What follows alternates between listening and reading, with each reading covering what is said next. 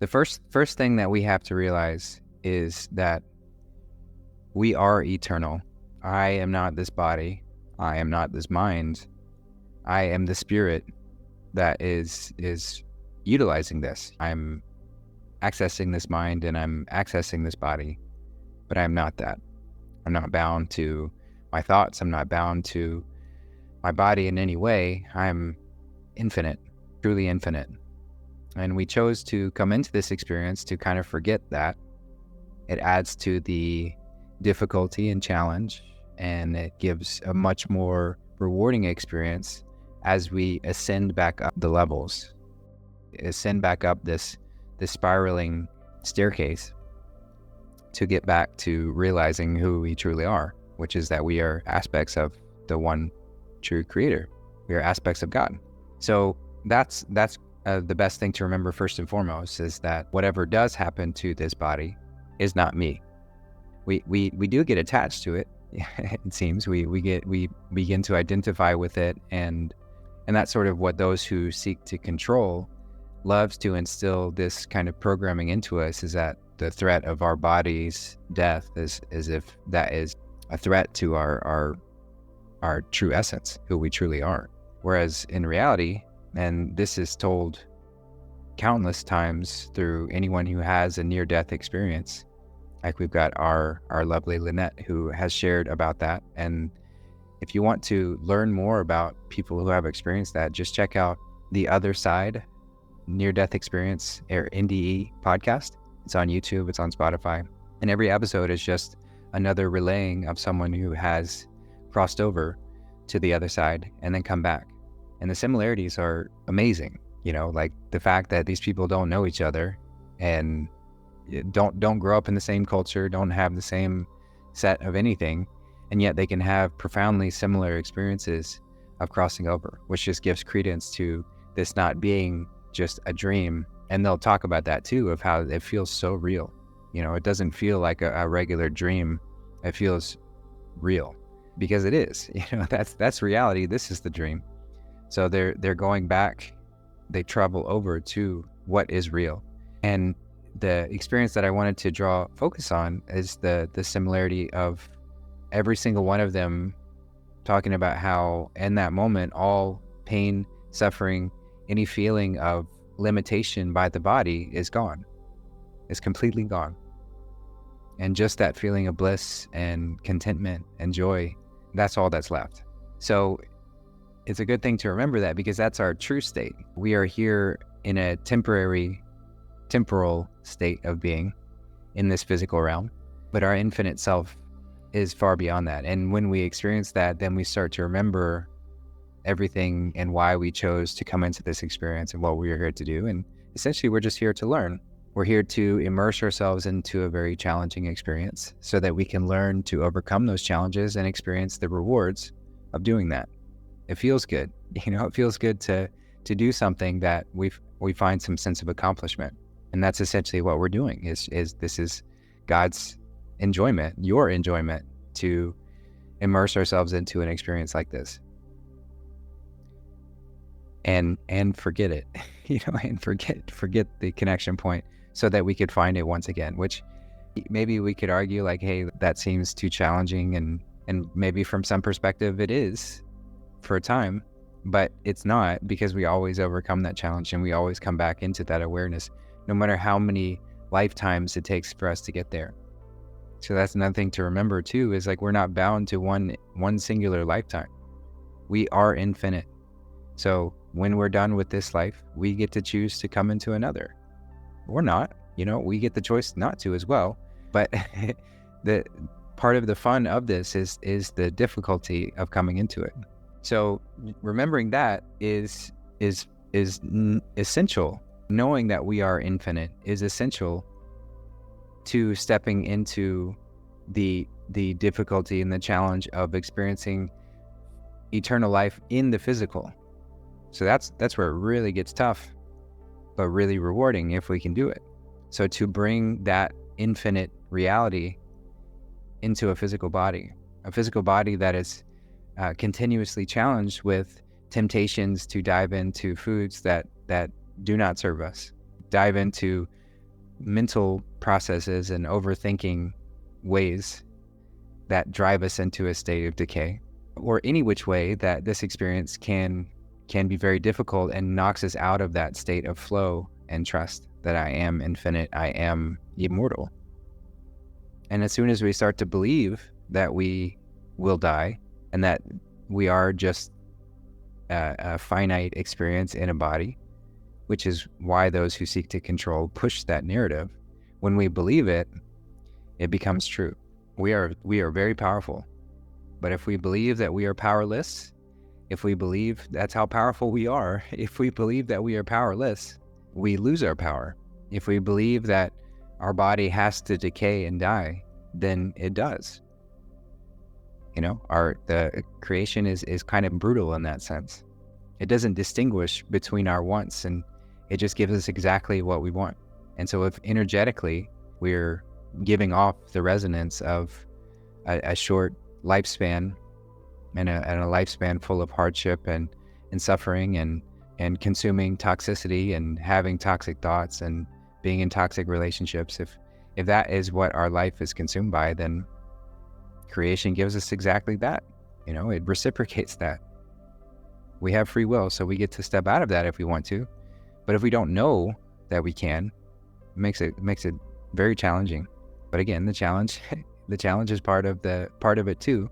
It's not to shy away from the challenge or get upset with the challenge or fall into that victim mode of like, why is this happening? Why is God doing this to me? It's like, well, God's not doing it to you. You're doing it to you. We did it to us. So stepping out of that, getting into that space of empowerment is essential to really moving through. And then as we continue, we start to, when we're truly in that state of responsibility and empowerment, then we can more easily recognize all the things that I do that limit myself, limit my ability to have this body continue. Because on a cellular level, all the best scientists, they have no real reason why cells die. There's no half-life in a cell that indicates that it has to die, because the cells replicate. So there's no real indication of why it needs to stop its replication process, why it ever has to stop regenerating. But somewhere along the way, the toxicity that we're feeding our body and we're feeding our mind, it's overall consumption, whatever we're consuming, does lead to that state of decay. Those cells can't handle too much toxic overload. So too much thinking leads to acidity in the body. Too much effort spent on digestion and breaking things down leads to acidity in the body. Too many parasites in the body from eating things, eating dead flesh and eating things that don't serve our body leads to acidity in the body. They give off acid waste in our body. So we're full of parasites, we're full of toxic overload, and we're full of toxic thoughts. And all of that leads to a state of acidity in the body. The cells can only do so much in that acidic environment, and I'd say it's miraculous just how well they do, how well our body does given what we do to it. There are people who sustain, they don't thrive, but they're still breathing, eating Big Macs and Diet Coke. They're still breathing.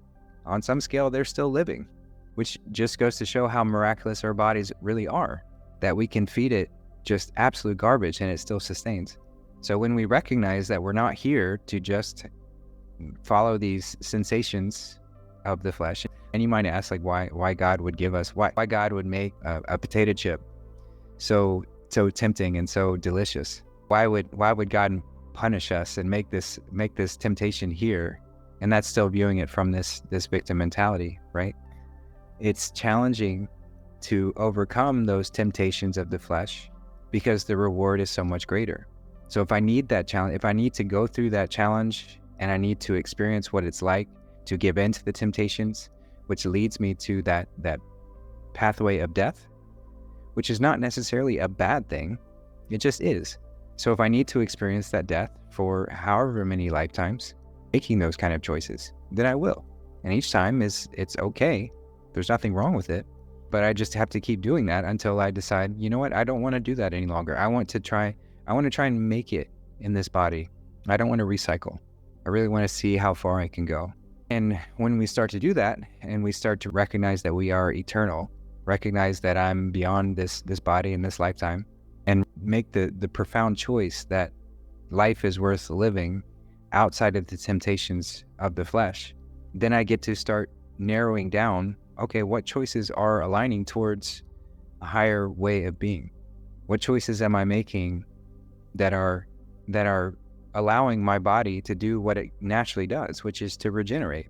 And then what choices am I making that are gunking it up, bogging it down? What thoughts am I consuming myself with? What worry, anxiety am I putting into my space? What media am I consuming that's just adding to that intensity? And one by one, we start to peel away these layers. We start to pull away those aspects that are leading to death and decay. It's very challenging.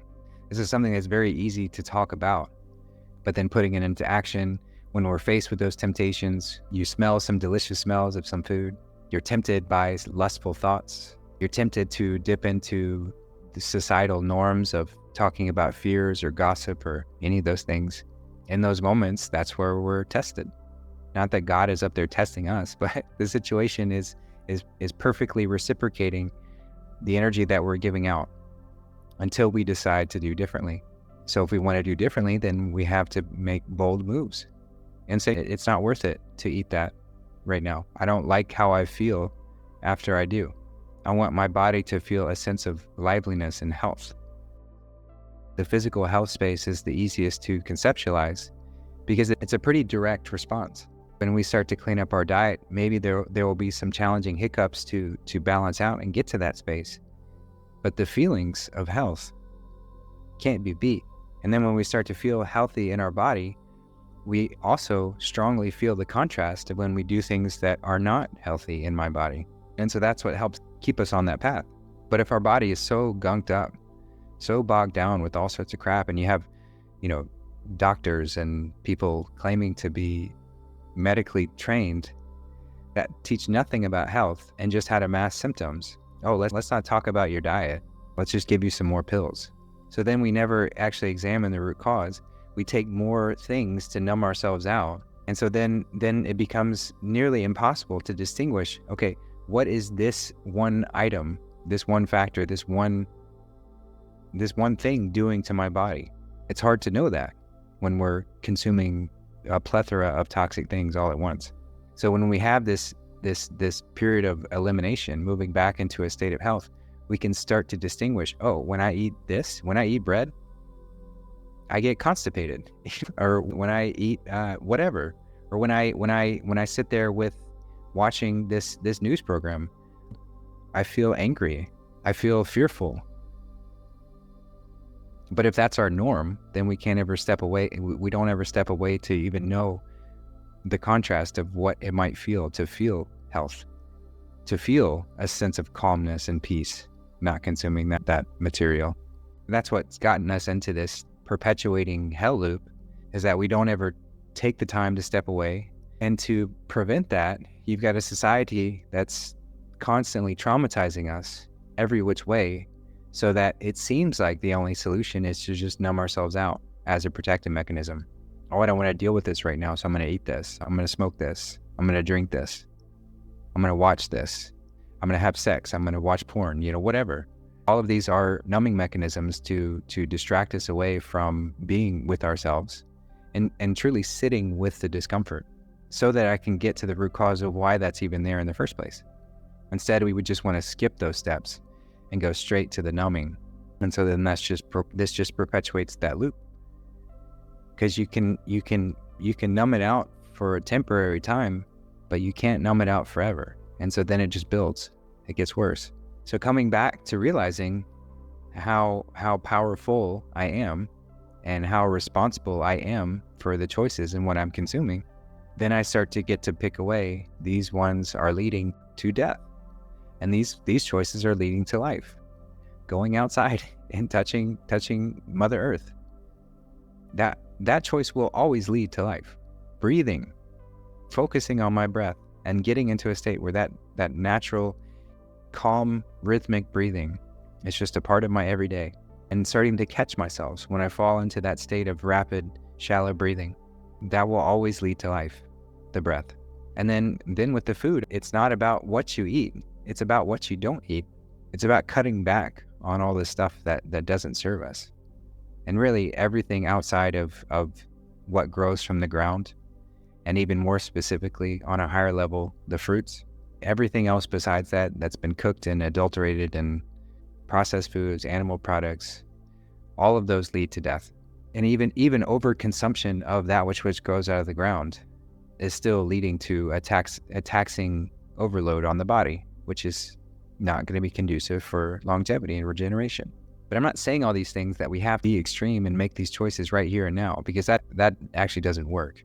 So not having this idea that I have to do this in this way, otherwise I'm going to beat myself up.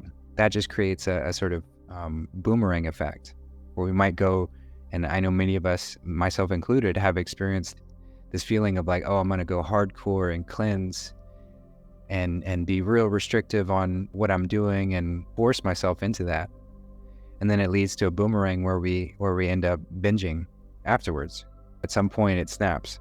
So for the slow and steady pace wins the race, right? We've got to recognize this as a pragmatic process and truly just enjoy the journey.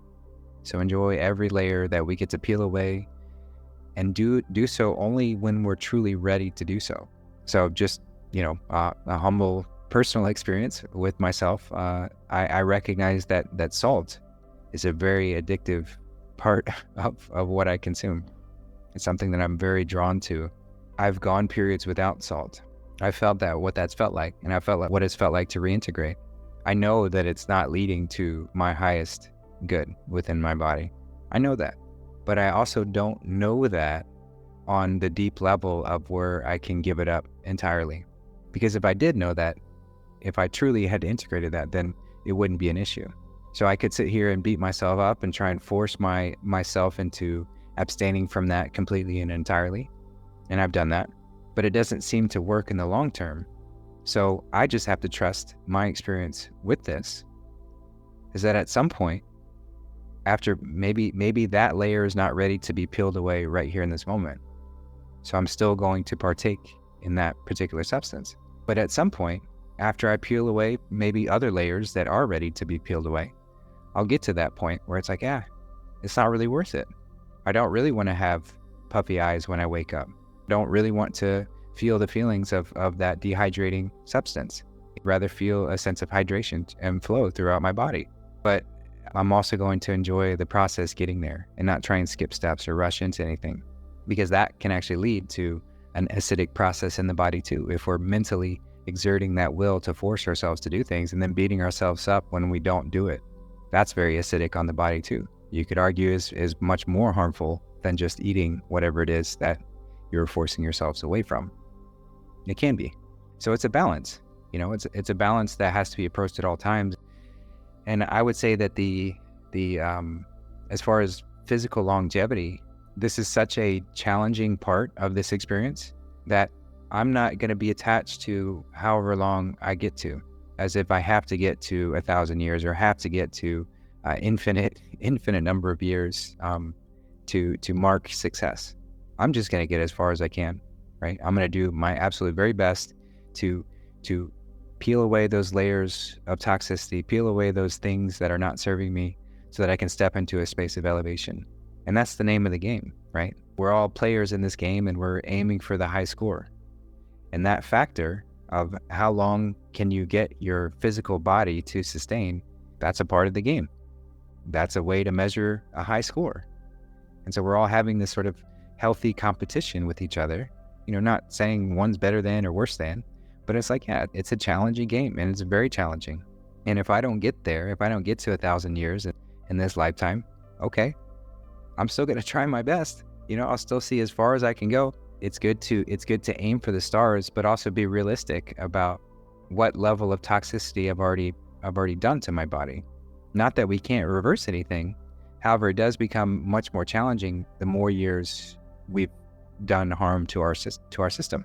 And that's okay, that's okay. It's all part of the experience as well. So we don't need to fear death as if this is some horrible thing that we have to run away from or can't talk about. And then we can move into this space of, okay, if this is what my choices have led to in this moment, well, okay, I did my best and I got here, and I'm not going to give up, but I'm also not going to fall into desperation or depression if I can't make it any further in this lifetime, because I get infinite number of tries. We are eternal. So again, that's why that aspect is essential, that we integrate fully, that knowing, because that alleviates the fear of death and it allows me to live. Somebody can experience the absolute, what we'd call like perfect ways of eating. And if they're still in that space of fearing death, or, just anxious all the time, consumed with thoughts, and say they eat all fruits all the time and they fast regularly and do all the things that on a physical level align with that. But if they're still consumed with those fearful thoughts, it will not work.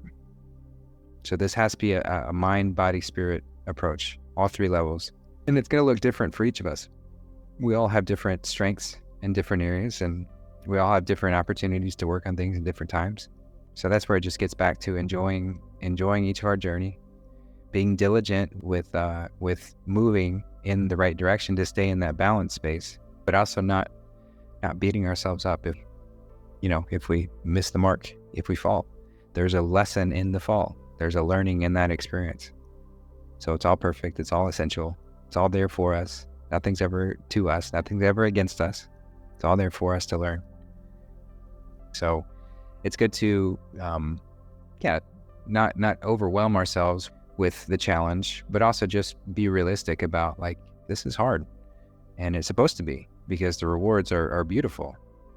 So we just keep aiming for that. We keep going for it, and we see how far we can go. And it's like the game of golf. If you shank it and hit the ball far off one side or the other, you don't just give up. You go and you either redo your shot or play it from there, or whatever the case may be. But it doesn't mean that you're not aiming for that hole in one every single time. You're still trying to get the ball in the hole. And the least amount of times that you hit it is the better played game.